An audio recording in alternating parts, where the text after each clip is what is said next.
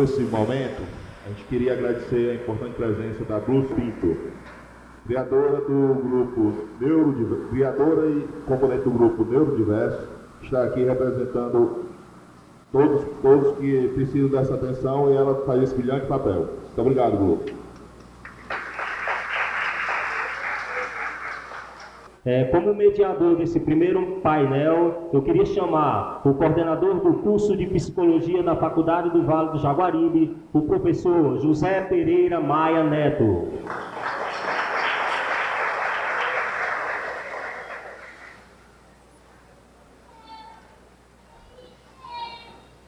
Bom dia.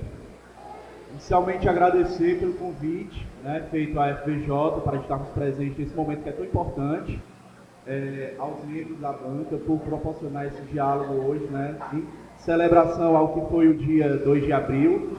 Foi um dia instituído pela ONU em 2008 e que traz a potencialidade de colocar em discurso algo que muitos de vocês vivenciam no cotidiano, que é essa lida diária com o indivíduo que apresenta algum nível de autismo e as limitações que nós encontramos nos diferentes espaços, desde o aspecto do diagnóstico, e aí nós vamos poder falar um pouco sobre isso, até o acesso aos direitos colocados aí desde 2012,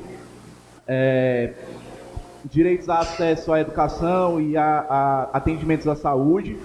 Então, inicialmente nós vamos trazer uma fala, que parte um pouco desse lugar da família, entendendo um pouco o lugar que essa família ocupa nos processos de acompanhamento ao indivíduo com autismo.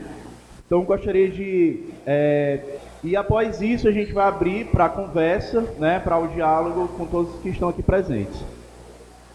Inicialmente, então, para entender um pouco como é esse contato que a família tem com o indivíduo que apresenta um nível de autismo, eu passo a palavra a Cristiane de Souza, que é mãe de uma criança com autismo. Primeiro eu queria agradecer à Câmara de Vereadores, na pessoa do Marcelo Porto, pelo convite de estar aqui, Então, falar de processo de inclusão, falar sobre autismo, ainda nos remete muita coisa do nosso cotidiano que a gente não consegue fugir. E aí, como a gente tem muito pouco tempo para falar sobre isso, e é um assunto muito vasto, eu queria registrar aqui um momento que eu vivi semana passada e que diz respeito a tudo que a gente vai conversar agora. Semana passada eu estava no estabelecimento de saúde, fui fazer um exame, e tinha uma criança de 7 anos na sala de espera, que estava lotada, que tinha muito barulho, e ela chorava muito, chorava com medo de fazer o exame. E se recusava, e chorava muito. A mãe entrou com ela na sala de coleta, aos prantos, levou ela à força, e quando a mãe entrou, todo mundo que estava na sala julgou. É muito mimada, já é muito grandinha para fazer isso, se fosse minha filha levar uma palmada. E aí o senhor que estava do meu lado disse assim: Ave Maria, essa menina grita, parece um bacurim. Quem me conhece sabe que eu não consigo pensar e não falar. E aí eu me levantei e disse: vocês não acham que tem muita gente julgando uma criança de 7 anos, não? De repente a criança é mimada, de repente a criança é um bacurim. Alguém parou para pensar se ela não tem um trauma, se ela não tem medo? Qual é o problema que faz essa criança ter tanto pavor de entrar? E aí o senhor disse: não, minha senhora, nós não estamos julgando. Eu disse: está, inclusive o senhor comparou a menina a um bacurim. E daqui a pouco, lá de dentro da sala de coleta, chega a pessoa e diz assim: tem algum homem de força aí para segurar a menina? E adivinha qual foi o homem de força que foi segurar a menina? O senhor que chamou ela de bacurim. Ele encheu os peitos e foi lá segurar a menina. Mas a menina era das minhas e ele não conseguiu segurar ela. Achei massa, já gostei dela. E aí a mãe saiu desesperada, porque a gente sente os olhares. Eu quero dizer para vocês que a gente sente os olhares, a gente sente o peso desses olhares, a gente sente os julgamentos. E aí essa mãe saiu e daqui a meia hora ela voltou com a filha, calma, rindo, segurando na mão, de boa, entrou na sala e fez o exame. Mas aí a gente que achou pouco julgar a criança, quando a mãe saiu, agora a culpa era da mãe. É porque a mãe não conversou com a menina antes, porque a mãe não deu um brinquedo para a menina. Então, assim, gente, todo dia, no nosso cotidiano, a gente é julgado. Todo dia os nossos filhos são julgados. Essa coisa da conscientização do autismo é muito importante. Se eu vou no supermercado, se eu vou no cinema, se eu vou na praça, meu filho é julgado, eu sou julgada, e ele é muito consciente. Não subestime. Pedro Inácio disse para mim: mãe, será que é por causa do meu autismo que os meninos não são meus amigos? Será que é por causa disso? Não, meu filho, eles não são seus amigos porque é um bando de besta. Não ligue para eles, não. Eles não sabem o que estão perdendo. Então a gente precisa realmente sair do discurso da inclusão, sair do discurso da conscientização, parar de romantizar o autismo, porque ele passa por uma sequência de romantismo. Meu anjo azul, meu anjo é azul, é vermelho, é verde, é preto, é cinza, é de várias cores. E quem conhece esse cotidiano somos nós. Né? Então, existe o meu anjo azul, agradeço a Deus porque você me ensinou um monte de coisa. Que pena que eu precisei aprender a ser melhor através do autismo do meu filho. Que pena que eu preciso ter um filho autista para me tornar uma pessoa melhor. Eu preferia ser melhor sem que ele passasse por tanta discriminação, por tanto preconceito, sabe? Então, assim, não é romântico, não é moda, é real, faz parte do nosso cotidiano. E a gente convive todo dia com muitas dificuldades. A gente que trabalha fora, a gente que escuta, que escuta o depoimento dos filhos da gente chegar em casa porque foi discriminado, porque foi segregado na escola. E aí a gente acaba levando, porque os professores não estão preparados. Os professores não têm culpa, a gente precisa se preparar. A gente, enquanto família, também precisa se preparar. E a gente vai ouvir aqui muita coisa sobre o direito da criança autista, o direito do deficiente, né? Mas e aí, como é que a gente, enquanto família, exerce essa cidadania se nós não temos quem nos prepare? Porque quando a gente escuta o diagnóstico de um filho autista, a gente passa, assim, por esse momento de luto, porque a gente enterra um filho que a gente idealizou. Eu idealizei um filho assim, assim, assim, mas nasce um filho novo, cheio de possibilidades, isso leva um tempo. Eu amo meu filho, adoro meu filho, vivo por ele, mas não amo o autismo dele, não vou mentir para vocês. Não amo as dificuldades que ele sente, não amo ver meu filho se automutilar, se autoagredir, não amo, mas eu aprendi a me relacionar com isso, mas eu aprendi sozinha. A gente precisa, enquanto família, pensar no nosso coletivo, como é que eu, enquanto mãe, me organizo com outras mães para me apoiar, né? Quando eu descobri que Pedro era autista, eu tinha muita necessidade de conversar com outras pessoas sobre o autismo de Pedro. E aí eu fiquei, se eu tenho tanta necessidade de conversar com alguém, outras pessoas devem querer também. E a gente criou o Grupo Partilhar. Algumas pessoas que estão aqui hoje fizeram parte do Grupo Partilhar, conhecem. E a proposta era um encontro de mães de famílias com filhos com alguma deficiência, não necessariamente só autismo. Né? E foi muito bacana, a gente conviveu durante 2 anos, dialogando, se encontrando, mas a gente se fragilizou, a gente acabou se perdendo na história, porque a gente ainda não tem esse exercício do coletivo, porque eu consigo a terapia do meu, então eu resolvi o problema. Eu não consigo ainda, a gente ainda não consegue olhar para o autismo enquanto um coletivo, enquanto uma questão de sociedade. Infelizmente, o Partilhar, ele deixou de se encontrar por 2 anos. E a gente está retomando isso a partir de agora. Então, assim, eu quero parabenizar pela iniciativa, esperar que, de fato, a gente desperte para a conscientização do autismo e de outras deficiências, porque não é fácil. Estar numa sociedade com filho autista não é fácil, é difícil para mim, muito mais para ele, que tem absoluta consciência da situação, da condição dele. Então, era isso. Muito obrigada e tenham todos um bom dia.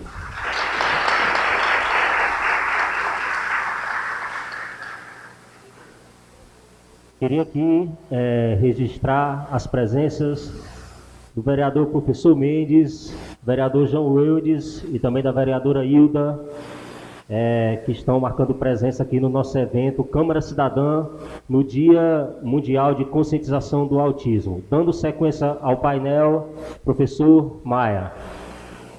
Um destaque para essa fala da Cristiane é que nós estamos em 2019, né? E ainda isso é muito presente. O autismo que já tem um grande avanço na perspectiva científica, né? E aí, apesar de ainda ser vago, né, a gente vai poder ouvir um pouco mais com a doutora Fátima, mas dentro dos critérios de diagnóstico, a ciência ela já avançou muito, o autismo ele já assume um lugar dentro do Código de Identificação de Doenças desde 93, né? E muitos já se evoluiu e mesmo assim a gente ainda encontra essa fala. Agora eu passo a palavra à professora Aline Soares, né, que traz um pouco da sua realidade enquanto psicopedagoga, né, aqui no município de Aracati. Bom dia a todos e a todas. Gostaria de agradecer ao Marcelo a oportunidade, né, cumprimentar a mesa. Eu sou Aline Soares, sou pedagoga, com especialização em psicopedagogia, né? Estou em sala de aula e também desenvolvo um trabalho de acompanhante terapêutico com 2 crianças com autismo. Mas foi em sala de aula que eu pude constatar que o professor ele tem papel determinante na inclusão do indivíduo com TEA, né? Porque somos nós que avaliamos os nossos alunos, somos nós que conhecemos a verdadeira necessidade do nosso educando, né? O que o nosso aluno ele precisa aprender, na verdade, o que nós devemos fazer de fato é conhecer um pouco sobre o autismo, os sinais, as características e conhecer principalmente a nossa criança, né? Descobrir qual é o seu ponto de acesso, porque todas elas têm algum campo de interesse, não é verdade? Estou aqui também para falar para vocês que não existe uma receita, não existe uma fórmula, não existe um método que vai dar certo com todos os indivíduos. Claro que tem estratégias que dão certo com uns e, consequentemente, não dará certo com outros. Vai variando na nossa prática. Mas nós, professores, nós temos o acesso à adequação do currículo à realidade da nossa criança. Na verdade, de repente, a gente está trabalhando um conteúdo que a turminha já dá conta, mas tem aquela criança... Isso não acontece somente nos casos de autismo, mas de outras necessidades, de outras deficiências, né? E a criança não dá conta daquilo que está sendo trabalhado, né? Daí a gente pode fazer uma adequação do material didático, a diminuição da demanda. Outra estratégia bastante relevante é a estruturação de uma rotina, a utilização de pistas visuais para facilitar, né, promover a comunicação dessas crianças, que em alguns casos a criança ela até tem uma busca de interação, né, mas ela não tem ainda repertórios para manter essa comunicação, essa interação. Então, aí entra o papel do AT, não é? Ou auxiliar, acompanhante terapêutico, não sei como denominam no município. Não é? Mas é de extrema importância essa criança receber a ajuda de um acompanhante para estar promovendo essa socialização, para estar dando requisitos para uma melhor vivência com os seus pares. Ok? Mas isso também não quer dizer que o AT ele vai substituir o papel do professor. Não. Né? O professor é ele que é o condutor de todo o processo. É ele que deve estar ali próximo, analisando, né? Trabalhando junto com o auxiliar. E assim, eu ouço muito falar que nós não estamos preparados. Realmente, gente, nós não estamos. Né? Nós só nos preparamos na nossa prática, no nosso dia a dia, com a nossa vivência em sala de aula. E assim, a gente também só se prepara quando a gente assume um compromisso com a nossa formação, seja na participação de cursos, seja nas nossas leituras, ou até mesmo na conversa com outros professores da nossa escola, né? nas trocas de ideias, e também na conversa com outros profissionais que possam estar engajados no tratamento dessa criança, né? Isso com certeza tornará a nossa prática mais significativa, ganha a criança, ganha a escola, ganha a família, ganha o profissional. Enfim, gente, e assim, eu sei que não é fácil mesmo, né? mas se nós formos sensíveis e acreditar no potencial de cada criança, com certeza, aos pouquinhos, nós faremos a grande diferença. Obrigada.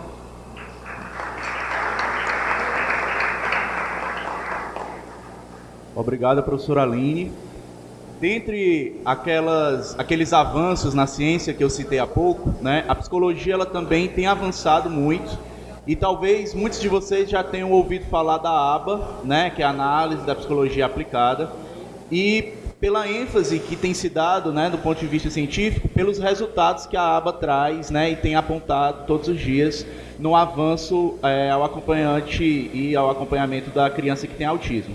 Mas ela não é a única, né, existem outras terapêuticas, outras condutas psicoterapêuticas, e aí, para falar um pouco mais sobre isso, nós temos a presença do psicólogo, psicoterapeuta Alexandre Costa da Silva, que é diretor técnico da Casa da Esperança, em Fortaleza, e a ele eu passo a palavra. Eu estava tomando umas notas ali para falar um pouquinho do autismo, porque um dos esforços que eu faço como psicoterapeuta e a Casa da Esperança como organização é o de normalizar, naturalizar o autismo. Transformar o autista num membro da espécie humana.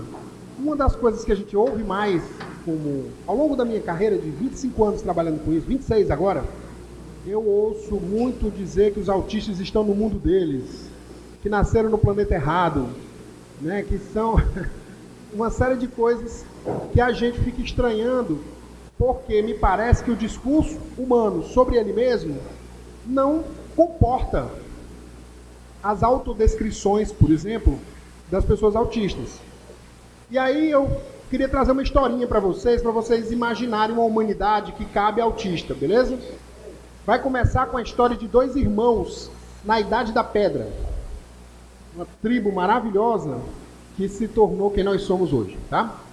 Um deles se chama Og e o outro se chama Grog.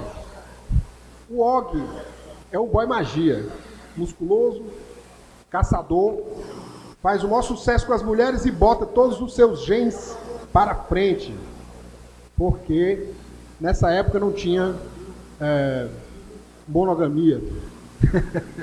Então o cara fazia sucesso com todas as mulheres da tribo e ele conquistava todas as mulheres da tribo com o seu porrete.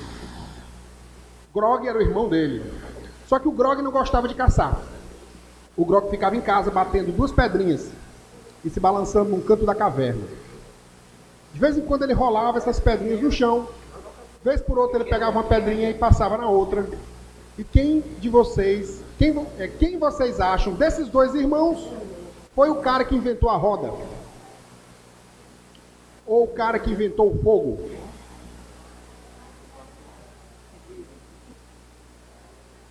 Foi o Grog que inventou a roda, provavelmente. O Grog, ele era atento aos detalhes, o Grog era mais analítico, o Grog era mais voltado para os objetos, para o mundo físico do que para as pessoas. O Grog não fazia muito sucesso com as mulheres, de modo que, enfim, deve ter acontecido uma ou duas vezes, porque o Og encorajou muito e arrumou umas mulheres para ele, os genes dele sobreviveram, e a partir de um certo momento, eles olharam para o Grog como um cara importante, porque afinal de contas ele inventou a roda. Afinal de contas, o Grog inventou o fogo. Então, enfim, como prêmio de consolação, alguns genes do Grog vieram parar no nosso genoma.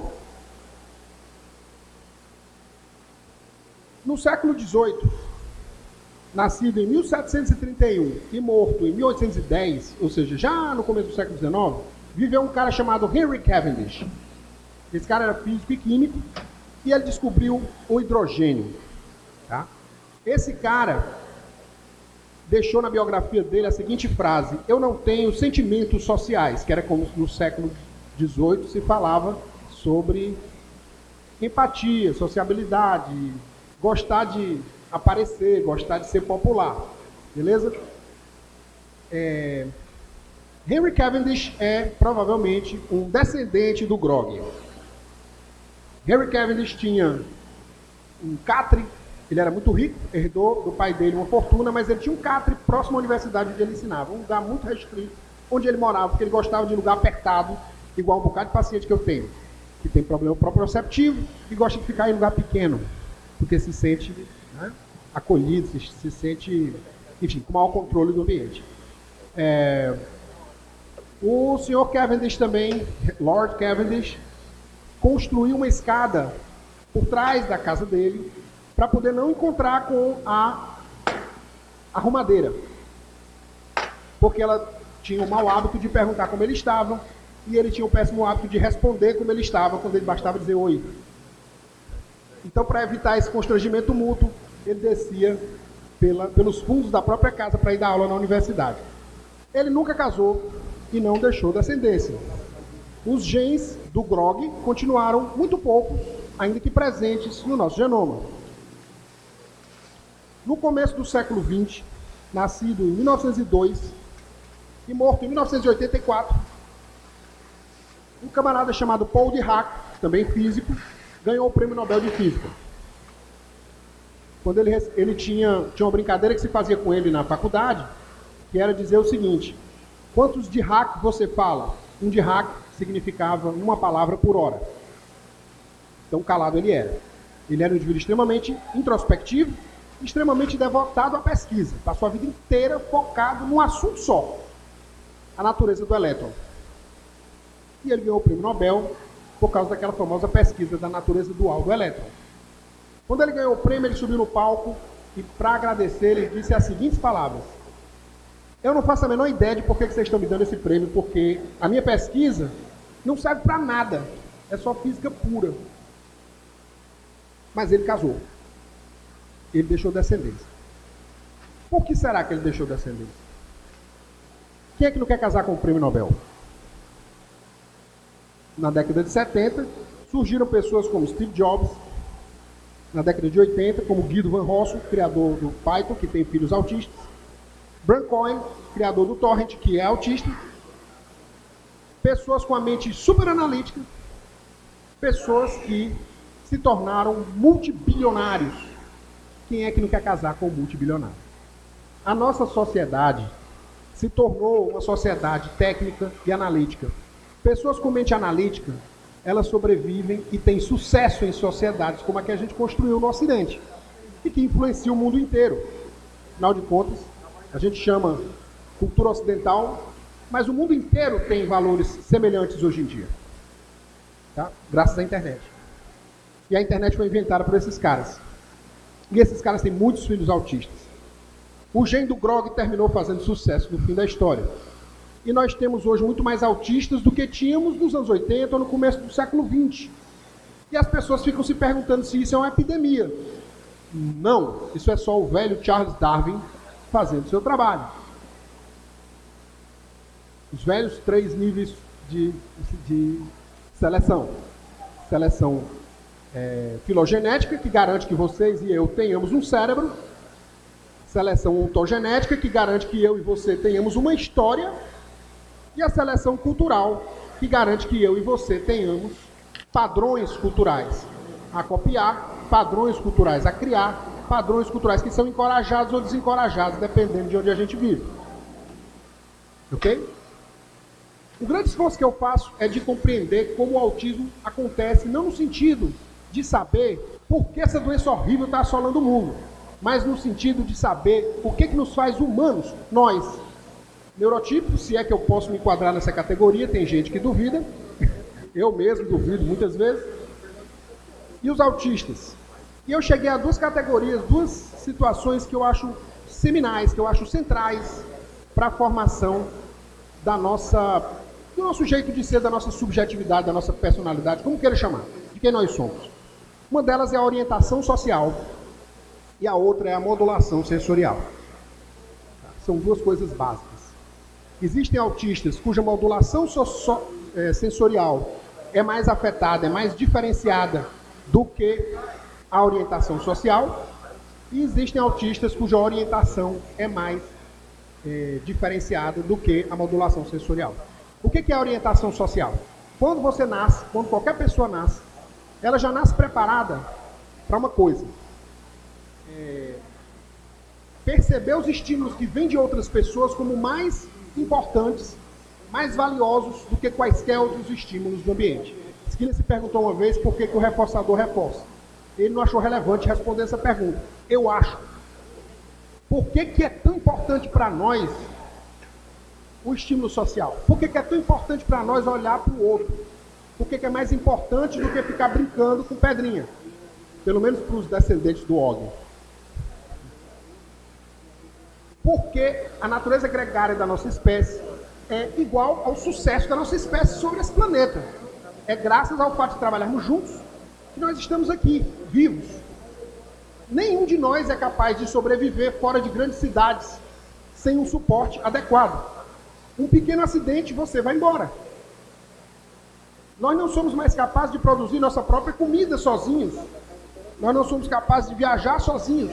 Nós vivemos em sociedade. O que é que acontece? Pessoas com autismo têm uma diminuição dessa valorização, certo? Do outro. Às vezes, neurotípicos valorizam estímulos sociais aqui, estímulos físicos aqui. Pessoas autistas valorizam mais igualmente, às vezes até assim. E aí eles precisam aprender a importância de valorizar o estímulo social. Por outro lado, tem muita coisa que a gente aprende com os autistas. A gente aprende, por exemplo, a dizer não.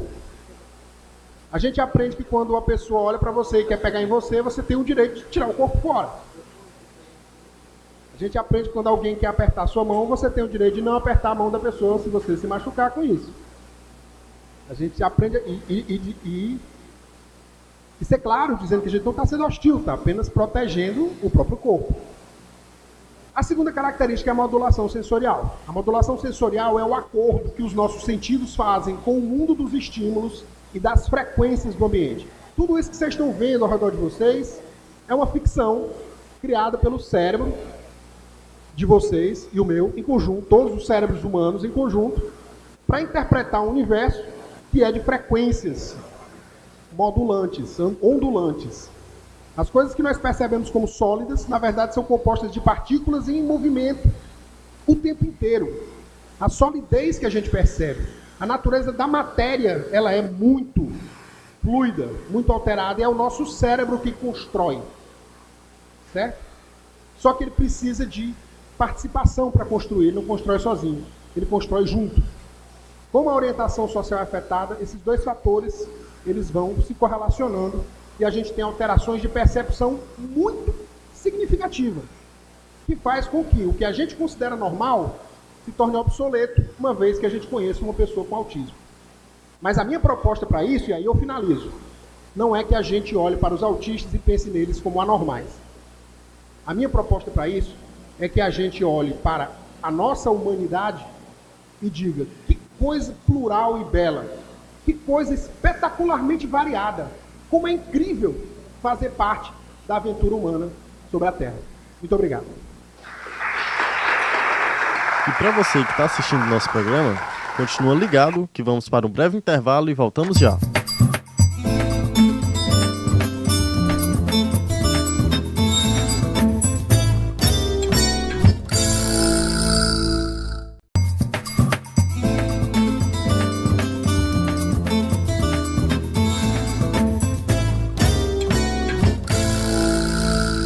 Obrigado, Alexandre. Passo agora então a palavra à doutora Fátima, que é autora do livro Autismo e Cérebro Social. Vai trazer um pouco aí da visão dela sobre isso. Bom dia a todos e a todas. Eu queria cumprimentar a plateia, já que a gente está comemorando o Dia do Autismo. Eu vou cumprimentar então aqui a Blu, né, através da Blu, cumprimentar todos os autistas que estejam presentes. A Blu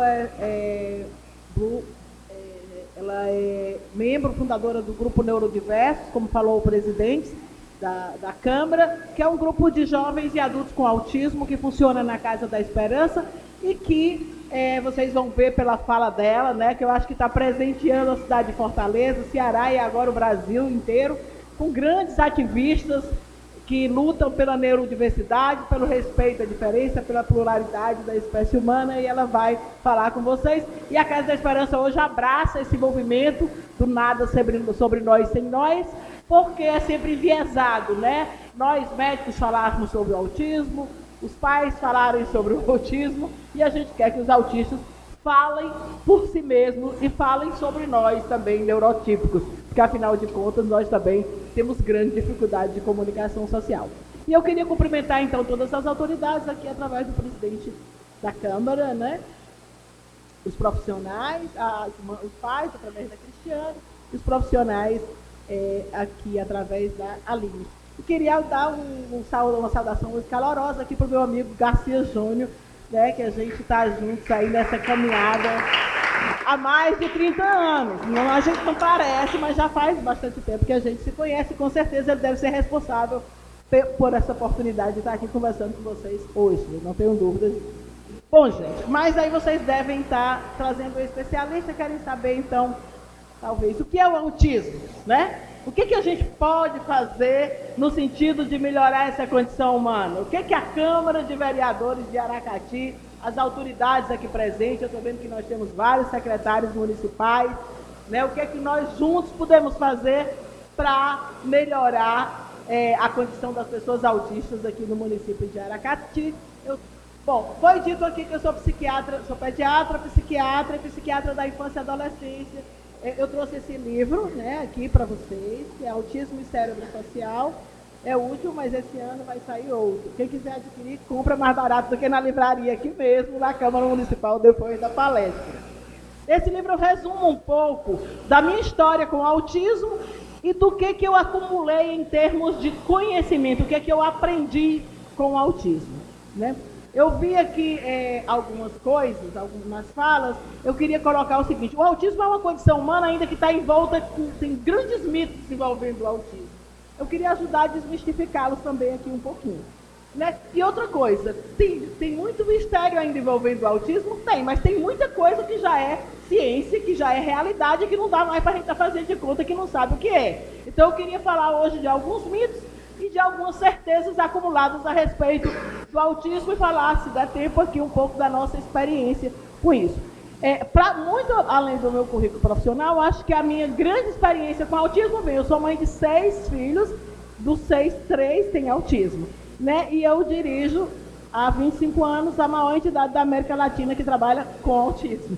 E que hoje tem também o grupo Neurodiverso, e temos escutado muito esses jovens rapazes e moças sobre o autismo. Bom, então os mitos que tem o autismo, né? O autismo como entidade clínica foi descoberto em 43, revelado para o mundo através do Leo Kanner.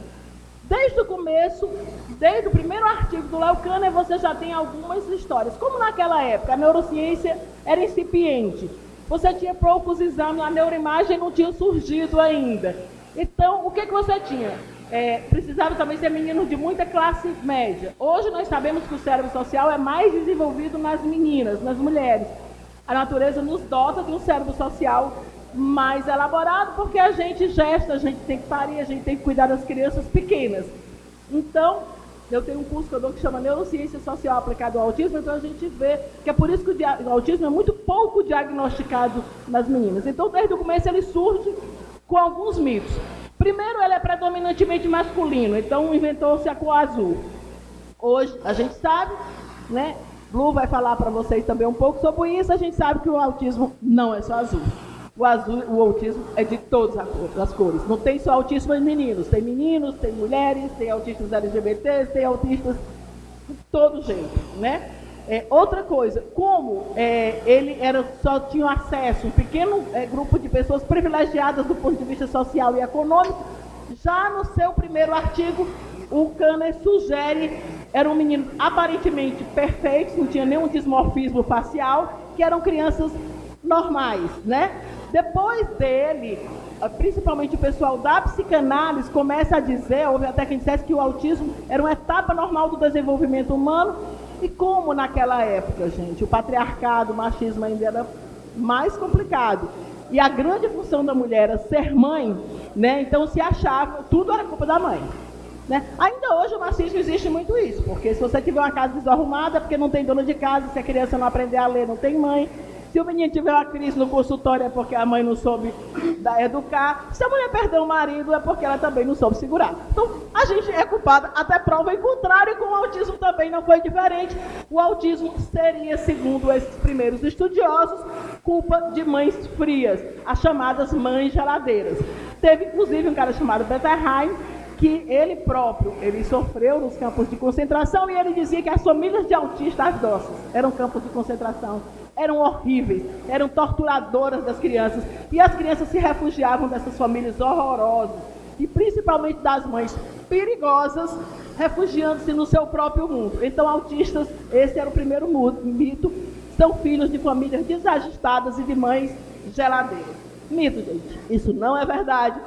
As mães não causam o autismo dos seus filhos, e existem mães de todo tipo. Tem mães muito dedicadas, mães muito boas, mães mais ou menos como em todo canto, né? Então, o autismo é uma condição biológica, não é causado por mãe geladeira.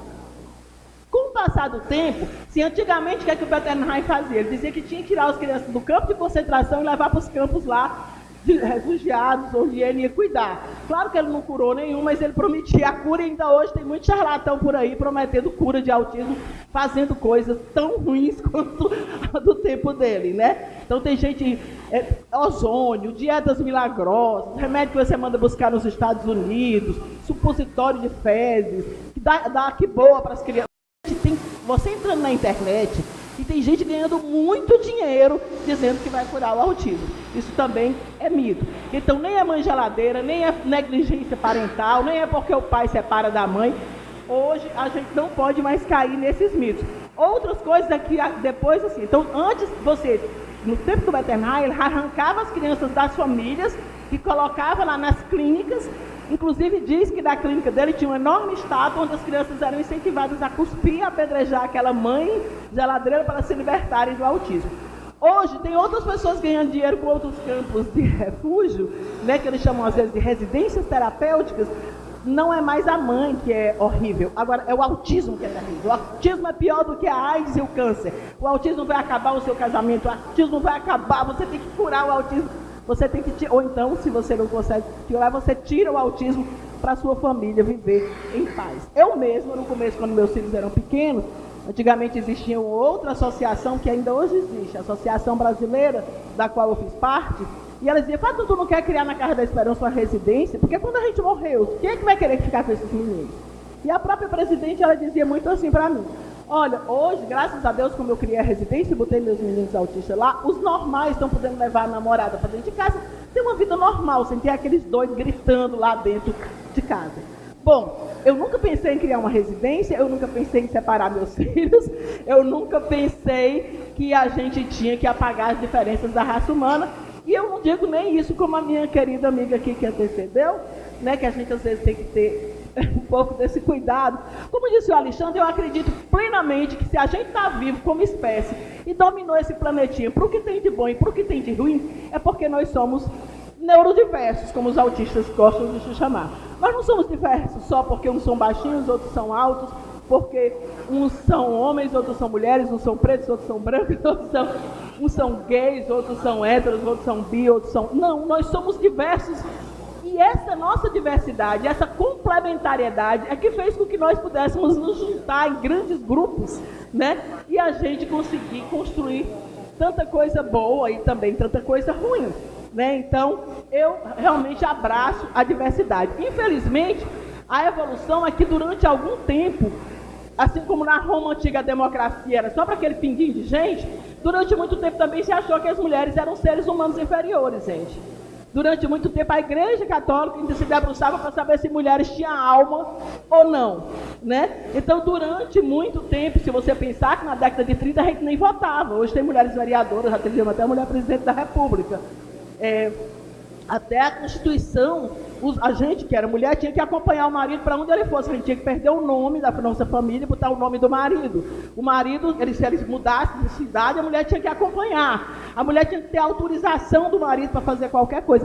Então, gente, mudou, né? Hoje a gente, pelo menos do ponto de vista legal, nós mulheres somos consideradas pessoas inteiras, com alma, com criatividade, com inteligência, podendo ocupar qualquer cargo, né? A gente não serve mais só para mexer papa de não sei o quê. Então, hoje, alguns outros grupos estão segregados, né? Ainda tem muita discriminação, a mulher ainda sofre, mas existem os gays, os autistas ainda são muito discriminados e pouco ouvidos.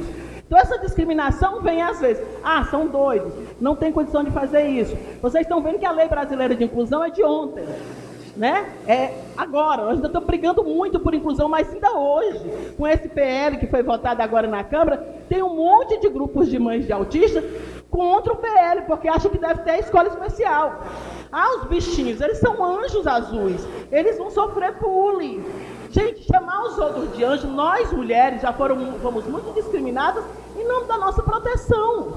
Então, muitas vezes essa proteção é discriminação. Eles não são anjos. Eu tenho aprendido muito sobre sexualidade humana com um grupo de mulheres autistas. Eu fui presidente do Conselho da Mulher e é uma área que muito que me interessa, é a área da sexualidade humana. Uma vez, algum tempo atrás, quando eu comecei a conviver com mulheres adultas autistas, uma jovem chegou para mim, ela é especialista em literatura inglesa do século XVIII, uma mulher genialmente inteligente, e eu disse, você é casada, solteira? Ela disse, eu sou heterorromântica e assexual. Como assim? Aí ela disse, eu gosto de homens, eu gosto de namorar com homens, talvez eu até me case, mas eu não gosto de sexo. E aí eu pensei, como é que vai ser esse casamento assim, né? Eu disse, e pra que te interessa? Ela disse, olha, eu gosto de beijar, eu gosto de abraçar, eu gosto de ir pro cinema, eu gosto de ler junto com o namorado, eu gosto de viajar, eu gosto de fazer... A maior parte do tempo, o que a senhora faz com o seu marido? Eu fiquei imaginando que realmente a gente não passa a maior parte do tempo fazendo sexo. Tem um monte de outras coisas que a gente tem numa relação amorosa, né? Então ela disse, eu quero fazer com meu marido tudo que a senhora pode fazer com o seu e que a sua mãe pode dar presa. Gente, eu pensei, é uma coisa pra caramba. E aí isso foi super importante, porque eu tinha uma amiga, mãe de autista, que eu já conhecia há muito tempo, estava no segundo casamento, uma mulher culta, preparada, doutora, realizada em vários aspectos e que também não gostava de sexo. E ela sempre se achou uma pessoa que faltava alguma coisa nela, algum pedaço, anormal. Né? No máximo chamava frígida, né, antigamente. E essa mulher, olha que coisa engraçada que eu vou contar pra vocês. Ela ia perder o casamento, porque ela não gostava de sexo de jeito nenhum, e o marido dela todo domingo saía para passear com o filho, e ela descobriu que nesse domingo que o marido sempre saía para passear com o filho, ele tinha arranjado um amante. E eu pensei aqui, né, do ponto de vista prático, que o meu autismo permite. Peraí, se ela não gosta de jeito nenhum, ele gosta mais ou menos, e uma vez por semana ele conseguiu esse arranjo, será que está certo ela destruir a família dela todinha por conta disso? E aí eu falei da minha cliente, que era assexual, ela disse, daí, eu descobri o que é que eu sou, heterorromântica e assexual. E eu tenho aprendido muito com os meninos, porque cada um que ia chegando, a outra dizia, eu sou bissexual e aromântica. Eu digo, opa, essa categoria eu também não conheci, quer dizer que você gosta de transar, mas... Gente, a humanidade é tão múltipla. E sabe o que é que eu aprendi? Que os autistas, eles têm um autoconhecimento tão profundo, que eles sabem dizer o que gostam e o que não gostam. Então, muitas meninas dizem, eu não gosto disso, aqui eu não deixo tocar, eu só deixo ali. E eu comecei a ver que muitas vezes nós, mulheres neurotípicas, o quanto a gente se submete a fazer coisa que a gente nem gosta, às vezes, só para agradar o outro. Quantas vezes a gente também entra num ambiente barulhento, que a gente sai nervosa, e a gente não tem coragem de dizer não. E eu aprendi com eles, essa história da meninada hoje, do não é não, como essas meninas ensinaram que não é não. Como é bom, e a vida é tão curta, é uma passagem tão rápida, por que a gente não pode dizer, eu gosto disso? Não é porque eu não gosto de você, mas é porque eu só gosto disso, vai até aí e para, né? E exigir respeito. E eu tenho aprendido demais com eles a dizer não, não como não ao outro, não é isso. Não é falta de amor, não é falta de respeito, é como respeito a si mesmo, né? É como a oportunidade que você tem de dar o seu recado para o mundo. Então, assim, tentando concluir, vamos acabar com os mitos. Primeiro, autista não é anjo, autista tem sexualidade. As pesquisas provam, inclusive, que a variabilidade da sexualidade, dos gêneros, na população autista é 10 vezes maior do que na população neurotípica. Então, não são anjos. Essa história de chamar de anjo é para reprimir a sexualidade de pessoa autista. Não são anjos. Outra coisa, as mães não são culpadas. A família não causa o autismo das pessoas.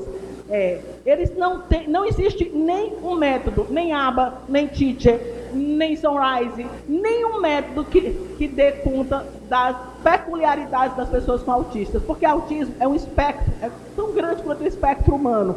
Existem autistas que não falam nenhuma palavra, autistas que falam só palavras soltas, autistas que falam frases, autistas que escrevem livros, autistas que dão palestras, autistas que fazem filmes. Então, nenhum método dá conta da humanidade toda. Então, o terapeuta que quer se aprofundar, ele tem que estudar todos esses métodos e colocá-los a serviço de cada autista em particular, dependendo das necessidades de cada um. Isso aí é um outro mito. O autismo não tem cura para o autismo. O autismo é um jeito de ser, né? Então, o que o autista precisa realmente é de respeito às suas diferenças, às suas idiosincrasias e de apoios para que ele possa dizer para o mundo a que veio.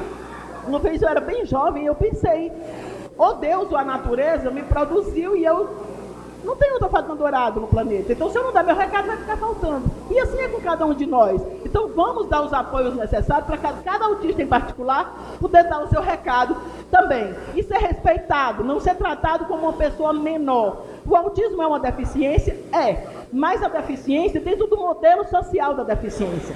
Então, se antes, por exemplo, eu vi que para subir aqui foi bem difícil, presidente, né? Porque dá aquela escada, mas já tem a rampa. Tem elevador, eu não vi. Mas assim, vocês vejam que antes do elevador, um cadeirante não poderia ter acesso a isso aqui. Então, existem comunicações facilitadas.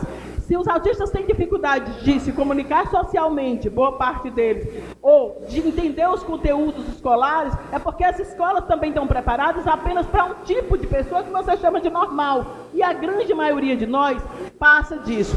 Também você está olhando, eu vou dizer aqui para a mãe, porque eu sei que a Júlia também vai dizer, né? A gente dizer, eu amo meu filho, mas eu odeio o autismo dele, é como se meu marido chegasse para mim e dissesse, eu amo minha mulher, mas eu odeio a idade dela, porque eu estou ficando velha.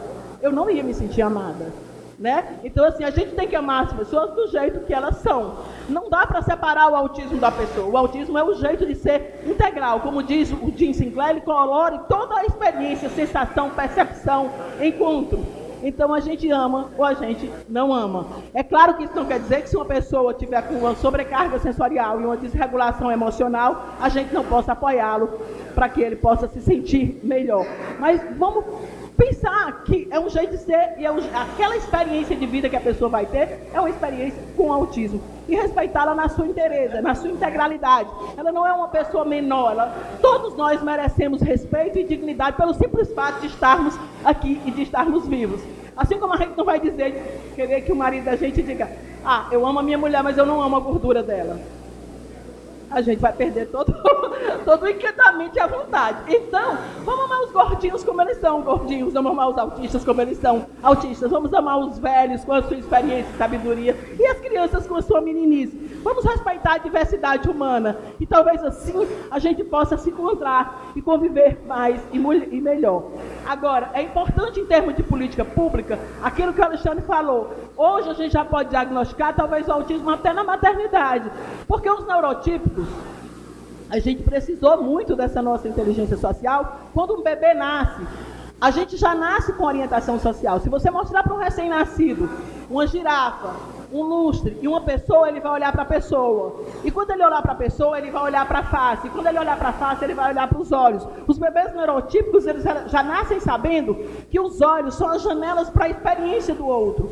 Hoje, eu que estudo neurociência social, a gente sabe que os nossos cérebros, através do olhar, a gente se interconecta. Então, há uma conexão emocional. Os bebês neurotípicos aprendem muita coisa sobre regras e etiquetas sociais só de olharem nos olhos das pessoas, de olharem para a mãe quando estão mamando, ou de observarem os comportamentos das outras pessoas, eles já vão incorporando, aquilo já vai fazendo parte da sua rede neural.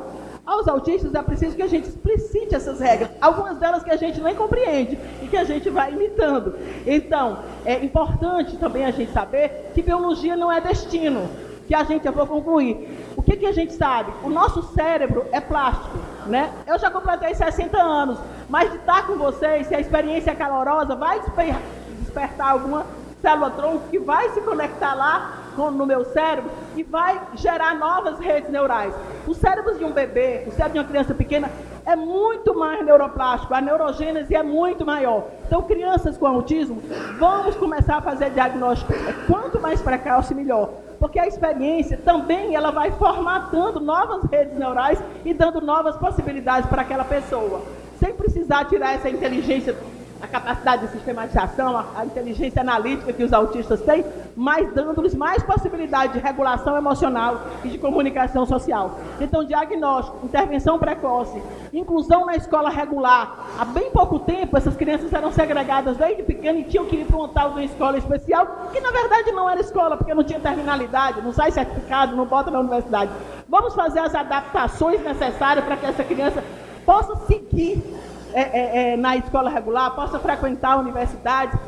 A gente hoje, eu tenho no grupo neurodiverso doutores autistas, mestres autistas, psicólogos autistas. Então, vamos dar chances, porque eles próprios vão poder fazer descobertas. Assim como as mulheres descobriram muito sobre a sua sexualidade, na medida em que nós tivemos médicas, sexólogas, psicólogas autistas vão nos ajudar muito mais a entender autista, a lhe oferecer educação de qualidade, saúde de qualidade, na medida em que nós tivermos mais professores, médicos, neurologistas, psiquiatras, também autistas, né? Então, assim, eu queria dizer que o ano passado foi um ano muito importante para a gente, com a descoberta dos neurodiversos. Eles têm muito para nos ensinar. Vamos ouvir mais os autistas, vamos ser mais humildes diante de Deus, diante da humanidade, saber que a gente não é nada, que não tem a gente vive buscando eternamente se adequar a um padrão de normalidade que não existe. Nenhum de nós é perfeito nesse modelo de normalidade que está aí tão propagado pela mídia. Porque mesmo que você seja jovem, branco, rico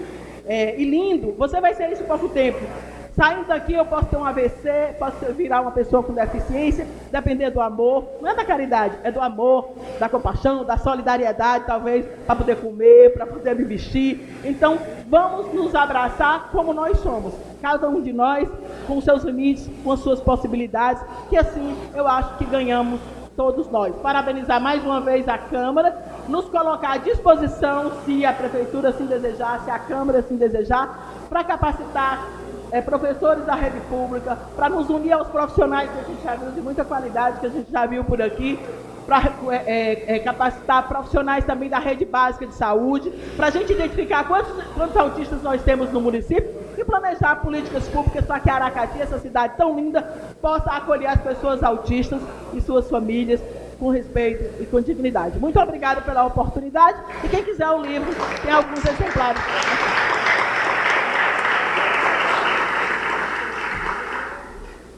Obrigado, doutora Fátima Dourado. No livro dela, ela apresenta não só esse aspecto do diagnóstico precoce, mas também como esse diagnóstico ele se dá com crianças após os 3 anos, né? Ela apresenta as diferentes abordagens de atuação com indivíduos que têm autismo. E aí, nesse momento, a gente quer saber se vocês têm alguma pergunta. Dona Fátima, do ponto de vista, vamos dizer assim, do homem médio, o homem normal, a gente pensa muito no senso comum que o autista ele é muito introspectivo, ele é quieto, isolado, parado. Existe o autista, aquele que desenvolve justamente o contrário, aquele que é mais interativo, que não se confunde com o TDAH, por exemplo? Sim, como eu falei, o autismo é um espectro, né? Na verdade, a gente teria que falar de autismos, de tão diferentes que são uns dos outros. Então, assim como existem autistas que têm um grande isolamento social, às vezes porque eles têm dificuldades sensoriais, às vezes eles são hipersensíveis por exemplo, para sons, e às vezes eles são hipossensíveis também para sons. Então, alguns se recolhem não porque não gostem das pessoas, mas porque têm os seus ouvidos machucados pelo som do meio ambiente. Às vezes, adaptações ambientais resolvem esse tipo de problema. Do ponto de vista que tem pessoas autistas que são quase catatônicas, que estão paradas, e existem alguns que são hiperativos. É extremamente comum a hiperatividade. No autismo leve, por exemplo, que a gente chamava de síndrome de Asperger, o TDAH faz parte, a parte intrínseca. Então, até há pouco tempo, inclusive, a gente não dava os 2 diagnósticos. Hoje a gente está dando. A gente coloca TEA leve mais TDAH. E existe o que a gente chama de comorbidades. O TDAH é um deles. Às vezes a pessoa pode ter autismo e ansiedade social, autismo e TDAH, autismo, enfim. Então, é muito comum autistas hiperativos, é muito comum autistas que não falam, é muito comum autistas hiperfalantes, é comum autistas que são muito isolados socialmente, é comum que tenha autistas com marcante desinibição social, aqueles que saem dando a mão para todo mundo, cumprimentando todo mundo, fazendo perguntas, algumas vezes até que causam constrangimento. A respeito do seu livro, pelo que eu vejo e pelo que eu estudei, pelo menos seguindo a teoria do Jean Piaget, da publicação que ele tem de 1932, a teoria moral na criança, que a gente faz um desenvolvimento, um trabalho muito profundo, bem desenvolvido, fase a fase, faz algumas determinações do aprendizado da criança de 0 a 5 anos, de 5 e pouco a 9, 12, a conscientização do que ela tem de julgar certas coisas, e se envolver com os critérios da sociedade que ela julga certo ou errado a partir dela mesma. A ideia é que se eu conseguir fazer com que o autista fale, e fale com conhecimento de causa, eu tenho a melhor fonte do mundo para o acompanhamento, não com o interesse da cura. Mas a ideia é de que o principal ponto importante é termos na pedagogia, aqui, vamos dizer assim, que o auxílio acompanhante, vamos dizer assim, eu tenho que instruir, não o autista, mas aquele na sociedade, aí sim, tem um trabalho político-pedagógico nesse sentido, de envolver aqueles que, por acaso, acompanham, sabem detectar, sabem se comportar.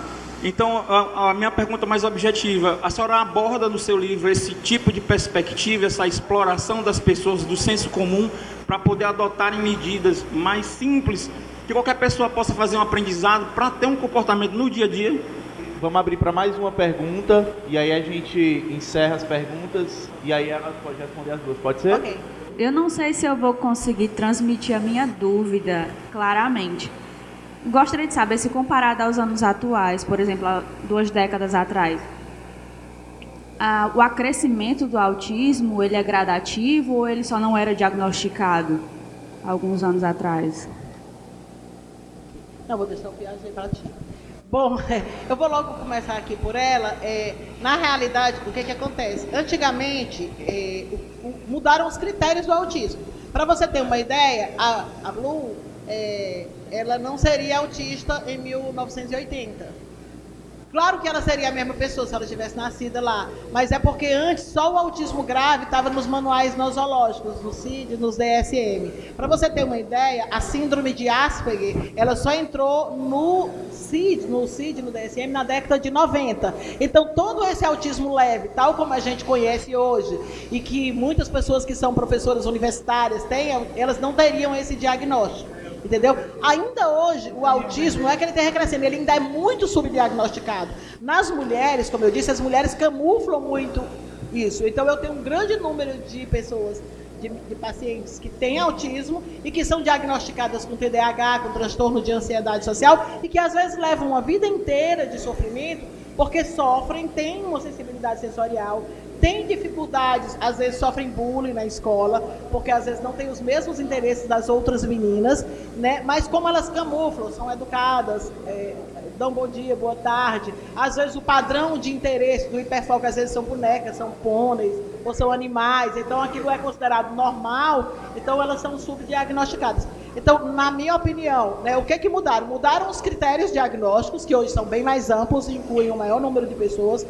Há uma maior conscientização de autismo, eventos como esse estão acontecendo no mundo inteiro. Há uma capacitação maior, para você ter uma ideia. Quando eu fiz faculdade, né, eu nunca vi um autista na faculdade, nem eu tive nenhuma única aula sobre autismo. Então, hoje, a Casa da Esperança, eu sou preceptora dos residentes de psiquiatria da infância e adolescência. Todos os psiquiatras que terminam em Fortaleza, eles passam 1 ano com a gente da Casa da Esperança, aprendendo a diagnosticar e acompanhar autismo. Então, tem mais médicos preparados, mais psicólogos preparados, mais psicopedagogos. Então, há um conhecimento maior acumulado e disponível para a sociedade. As famílias também estão identificando mais precocemente isso, né? Sai na televisão. Então, nesse sentido, é isso. E eu acho que vai aumentar mais na medida em que a gente for dando mais diagnóstico. Isso que a Fátima falou é verdade, os critérios mudaram, a gente não tem como comparar estatísticas de hoje com estatísticas dos anos 80, porque é outro manual para você identificar, mas, para mim, parece claro que está crescendo a quantidade de pessoas autistas no mundo proporcionalmente. E uma das razões para isso estar acontecendo, a que eu acho mais plausível, eu levantei na minha fala ali. Eu acho que hoje a sociedade consegue tanto acomodar melhor as dificuldades das pessoas com autismo, quanto ela precisa de mentes analíticas. E o autismo está associado a mentes analíticas. Pessoas que gostam de matemática, de sistemas, de computadores, de psicologia comportamental, de coisas que são analíticas. certo? Numa sociedade técnica de mentes analíticas, pessoas com mente analítica vão sobreviver, vão procriar, e geralmente seus filhos são autistas. Não necessariamente todo mundo que tem mente analítica é autista, mas as pessoas com mente analítica têm uma probabilidade maior de terem filhos autistas, porque provavelmente os genes são primos, são associados, entendeu? Com relação à história do Piaget lá que ele falou, rapidamente, né? Uma pessoa com autismo, quando ela não se acultura da mesma maneira que uma pessoa neurotípica. Normalmente a cultura não fica colada nela, ela não tem um compromisso tão visceral com a cultura como uma pessoa com autismo. Então, se você pegar os trans, por exemplo, pessoas que se sentem mulheres, mas que nasceram homens, ou que se sentem homens, mas que nasceram mulheres, se você pegar essas pessoas e contar na população em geral, e contar entre os autistas, você vai achar mais trans entre os autistas.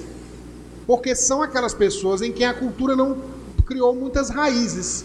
E é precisamente por isso que quando você ensina um autista a falar, e ele fala bem, ele é um agente disruptor de cultura. Eles não aceitam a cultura do jeito que é. Eles não aceitam a vida do jeito que ela é. Eles sempre trazem algo do mundo interior deles para a cultura. Daí porque é tão importante que eles aprendam as ferramentas básicas para criar um mapa coerente da realidade do mundo. Porque eles vão necessariamente mudar essa realidade participando da família humana.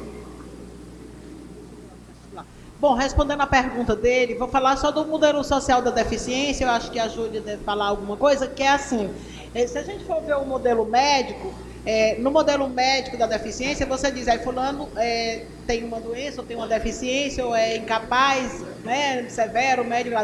Tinha um modelo caritativo durante muito tempo, né, que você cuidava. E hoje no modelo social, o que é que você diz? Que a deficiência é uma interação entre o indivíduo e a sociedade. Então, por exemplo, se eu não tivesse esse pequeno instrumento aqui de adaptação, eu seria analfabeta, porque eu não consigo ler sem óculos. Então, na verdade, a minha deficiência visual, ela é mitigada com isso aqui. Eu sou viciada nesses bichinhos de ler, né? Então eu preciso disso aqui. Então, a mesma coisa são os autistas, né? A gente tem que ver que não se trata apenas de fazer fonoaudiologia intensiva ou terapia de integração sensorial. Também é preciso modificar o meio ambiente, né? Mudar, porque eles também têm as barreiras dele, que às vezes, no caso dos autistas, não são as escadas, né? Não são só barreiras físicas, mas são principalmente barreiras atitudinais, que impedem que eles desenvolvam a comunicação social. Hoje tem muitos autistas aprendendo a falar através de tablet, de comunicação facilitada. Então é preciso não só oferecer intervenção precoce, mas também e principalmente fazer as dietas sensoriais do ambiente, né? Mudar as atitudes de professores, de nós, da sociedade como um todo, para a gente aceitar que autismo é normal, né? Porque eu conheço, por exemplo, essa mesma escritora, a pessoa que eu falei que era especializada em literatura do século XIX, teve que mudar a iluminação da Livraria Cultura, porque ela gosta do ambiente, mas alguns têm crises mesmo de sobrecargas sensoriais por causa de um determinado tipo de iluminação, ou de um determinado tipo de som. Então, nós temos que modificar também os ambientes das escolas, das clínicas, das câmaras municipais, para que os autistas possam ter mais conforto e poderem se relacionar mais e melhor. Então, além da gente estar dando aulas de intervenção precoce para ajudá-los a falar, a gente vai ter que educar a sociedade para aprender a ouvi-los e a respeitar também o seu lugar de fala. Não sei se respondi. Antes de encerrar esse painel, a gente também tem uma outra pessoa que também escreveu um livro, doutora Fátima. E aí a Ana Clara queria falar um pouco, ela aqui em 1 minuto, apresentar um pouco desse livro aí. Bom dia a todos. Bem rápido aqui. Esse livro aqui eu pedi a uma amiga minha, lá no Rio Grande do Norte, para comprar. É uma criança de 13 anos, é o Guilherme Vinícius Lima Barroso. Ele foi diagnosticado com autismo aos 2 anos de idade. E o primeiro diagnóstico dele, o médico disse que ele não ia andar, nem falar, nem muito menos estudar numa escola regular. Mas aos 12 anos ele lançou o livro. Diário de um pré-adolescente autista. Obrigada. Na semana passada, a revista da USP, ela publicou um dado da CDC, né, que é a principal instituição norte-americana de epidemiologia, apresentando um dado de que a cada 110 pessoas, uma pessoa apresenta um nível de autismo. E aí, se a gente pensa isso pelas estimativas brasileiras, né, nós temos cerca de 207 milhões de habitantes, então nós temos mais de 2 milhões de indivíduos, né, que apresentam algum nível do espectro autista. Gostaria de agradecer, então, a presença da Cristiane Souza, né, de Aline Soares, Alexandre Costa e de Fátima Dourado nesse primeiro painel. Muito obrigado.